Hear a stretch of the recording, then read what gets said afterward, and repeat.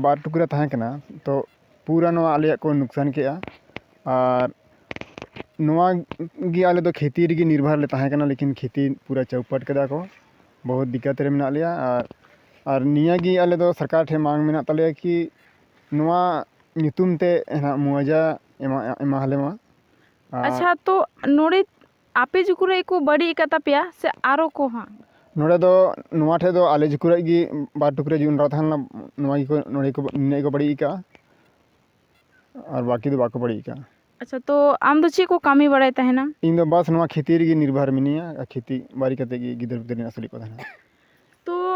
जहाँ तक नेलो तहना कि आपे नोड़े पटा कते रोहे कदा पे से चेद लेका से मारे निर्भर पटाव कते गी बहुत मुश्किल तेले रोहे का बहुत संगीन खन दा ले अगुई थना अली उनका कते ले ना ले। तो अच्छा नेता जोंड्रा रे 1 किलो रे तिना टका दाम बड़ायो तहना खेती को बड़ी केदा। अच्छा खाली खेती को बड़ी केदा। अच्छा तो आपे तो ची को कामी बड़ाई तहना पे चे ले कामी दाल खेती बारी होड़ का खेती गिले जो तोने तहना ना खेती गी चावा का तले को तो चे ले चिके नितो। अच्छा तो बे हुड़ू को रो हुई केना चे बा हुड़ू को तो बाले रोहे कदा तो हुड़ू को ले रोहे किया नवाले अखरिंग किया हुड़ू को ले रोहे किया तो नितो दो चे ते हुड़ू को ले रोहे। अच्छा खेती को चाबा का तले लेटो कोते बाले बड़ा खाते ले जॉम के तो रंगे होड़ का नाले से खेती बारी वर्षा आले तो नौकरी चाकरी होड़ दो नाले अल तो नवा खेती की जोंडरा ले जॉम के आर ले हुड़ू ले रोहे के नाती जॉम कते कमी हुई को किया तो नवा चाबायन तले तो चे तेले कमी नितो दो रंगे तेले गुजो बाले जा।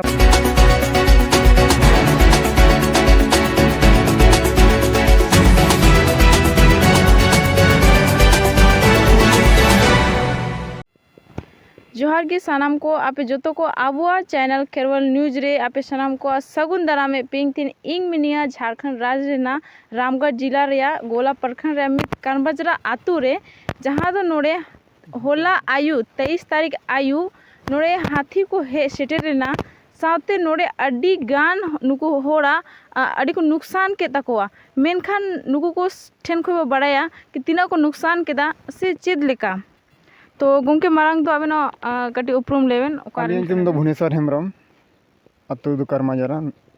और नोड़े करीब लगभग 1:30-2 बजे को है ना हाथी लगभग को तहना 8-9 टा इनठान दो बोतोर ते नोड़े बाले हे दड़े ओना कहते बेस्ते बाले लेखा दड़े को लेकिन लगभग इना को तहां लेना कि नवा जोंड्रा बार टुकरा तहां कना तो पूरा नवा आले को नुकसान किया और नवा गी आले तो खेती रे निर्भर ले तहां कना लेकिन खेती पूरा चौपट कदा को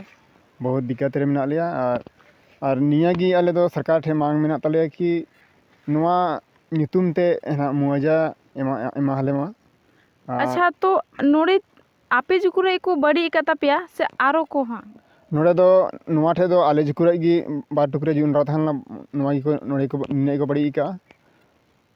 और बाकी दो बाको बड़ी का। अच्छा तो आम दो ची को कामी बड़ाई तहना इन दो बस नवा खेती रे निर्भर मिनिया खेती बारी कते गी गिदर गिदर असली को तहना। तो जहाँ तक नेलो तहना कि आपे नोड़े पटा कते रोहे कदा पे से चेद लेका से मारे निर्भर पटाव कते गी बहुत मुश्किल तेले रोहे का बहुत संगीन खन दा ले अगुई थना अली उनका कते ले ना ले। तो अच्छा नेता जोंड्रा रे 1 किलो रे तिना टका दाम बड़ायो तहना नेता लगभग नेता तो माने 1500 रुपया मिना लेकिन अगर नवा हुई को क्या से लगभग 50-55 हज़ार लगभग हुई को किया।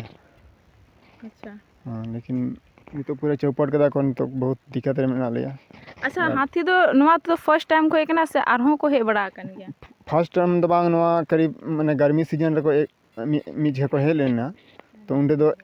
इंगपन बाहा को नुकसान ले लेकिन निया तो कम को नुकसान ले पेटे ले को लेकिन निया जिका तो इन एको बान दाना हो सही ते बांग दाना हकना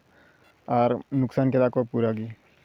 अच्छा दाना हो बेचते बांग दाना हकना और को नुकसान केदा तो अबिन चेद को मेन बिन मेना निया अली दलिंग मेन लिंग मेना कि सरकार नवा नितुम ताले अले कुछ सहयोगी राशि इमाले मा बखा दो चिकते ना ले आसुलुआ। अच्छा नोड़े मैंने नुकिन आकिन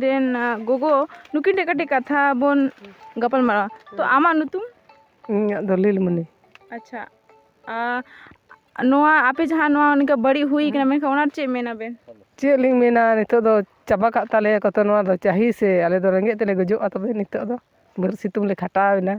ᱛᱚᱵᱮ ᱮᱱᱠᱷᱟᱡ ᱫᱚ ᱪᱟᱵᱟᱭᱮᱱ ᱛᱟᱞᱮ ᱮᱱᱠᱷᱟᱡ ᱪᱮᱫ ᱞᱮ ᱪᱤᱠᱟᱹᱭᱟ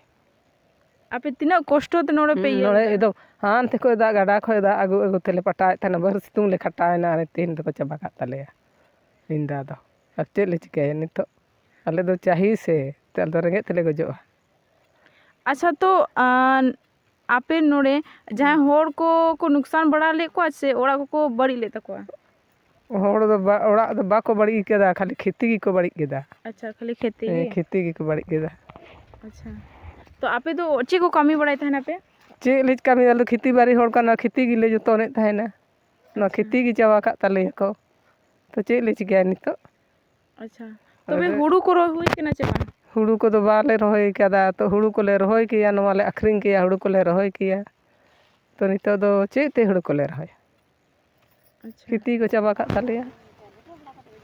लेटो कोते बाले बड़ा खाते ले जोम के तो रेंगे होड़ कना ले से खेती बाड़ी वर्षा आले तो नौकरी चाकरी होड़ दो कना ले आले तो नवा खेती की जोनरा ले जोम के आर ले हुड़ू ले रोई के नाती जोम कते कमी हुई को गया तो नवा चाबायन तले तो चे तेले कमी नितो दो रेंगे तेले गजो बाले जाम खान अच्छा नोड़े में नुकिन आकिन ओड़ा होड़ नुकिन टे कटी कथा ला बोन चेष्टाया तबे आम चेद मेनाम नोआ नुकसान बाबत ते इन दो चे इन मेना इन मुश्किल तेले ये रेदा हरा लेदा नोआ गिले सितुंग भर ले जत्तो ने ताहन सितुंग भर ना कुइर दा अंजे एना गड्डा खो दा ले अगुई थाना उन कते ले जत्तो न हरा लेदा बाबा दा सल्फेट ले मावदा इन सितुंग ले पू केदा सितुंग भर दा पटाव तो दो आयु को हे एना आले बाले बड़ा ले जपी के था आले होड़ को आले तो ने जोम दा का चिक को ले केन थी दो बतौर गी ओना तेगी जोम दा को जोम चा को भेंगे एका को आले तो दमे घड़ी कते रे फर्स्टर को एना इन ते माथी में को दौड़ के जोम कते को दौड़ केदा ओना टाइम को एना पंजा बड़ा के को हनते को दौड़ के तो दाले दो नवा रगिले सोच बड़ा तना रहोय रना खर्चा दा हुयु तबन ले अकरिंग बन का दो खर्चा हाँ पैसा हजु का चाले बन थावा किरिंग जोम हर दो ओना तिगे रहोय को बोर कागा ओना आले दल सोचा का का चाबा का तले कोन तो दाले दो सरकार लय या उनी सरकार ठे मांग सरकार ठे रे दिन तो दो मांग दो हिना तले और उनी के दो का को से और बांगे बड़ी चोआ कनाय होड़ा बड़ी कोना ओना बीच को बेसोक करना के उनको बांग बड़ी दो बाय मेन कदाय से बड़ी को खाए जेल को भेजा कम उनको जदि म गय के को मेन का दो आम को जेल में ओनाते बांग बुला ले को उनको दो आपे इको जोम केदा नाले एको जोम के तो आम आवेन गिदरा तो तिना ना को गिदरा हेना को पुनिया हेना को बिट्टी तको तो अलिंग तो कामी एगुर दो को बनु को से तो नाते ना खेती के जतन बड़ा आले तो गाते को नय निका ताहे लेना जहां दो ताहे लेखे कामी को कामी औ के केन कुड़ी दो कार को कामी है अच्छा तो रेंगे तो गजो आसे बा अच्छा तो गाते को नय निका आपे बड़ा केदा पे जहां दो आबो सांतार मा खेती रिगी बो निर्भर बो ताहेन कना जदी खेती बान ताहेना मेनका आबो चेदबो जोमा अगर ओना नाम लेन खान अब ओड़ा रे राशन पानी से जहाना एमान तान बो अगुया और सरी गाते को नुको नोवार गे आश्रित को ताहेला जे नोवा हुईना मेनखान नोवा आखरिंगा और आखरिंग तायम हुड़ को अगुया सावते आबोरेन गिद्रा पिद्रा हेना को नुकु रेन गिद्रा पिद्रा हेना को नुकु हो अभी तक पढ़ाती मेना को तो उनको हो नोआ टाका तगी कुछ हेल्प हुई को क्या मेनखान लेकिन नुकु जानवर आबो नितो को चाबा केदा नुकु को चाबा केदा तो कहीं ना कहीं नुको अडी मरंग नुकसान हुई कना जहां दो अब बड़ा गेबो कि सांतार मा जस्ती मा बिजनेस ताहेन खेती बाड़ी ताहेना और नोआ गे जदी निंगा को नुकसाना मेनखान अडी गे मुश्किल मेनखान इन हो नेहरोइंग जे नुको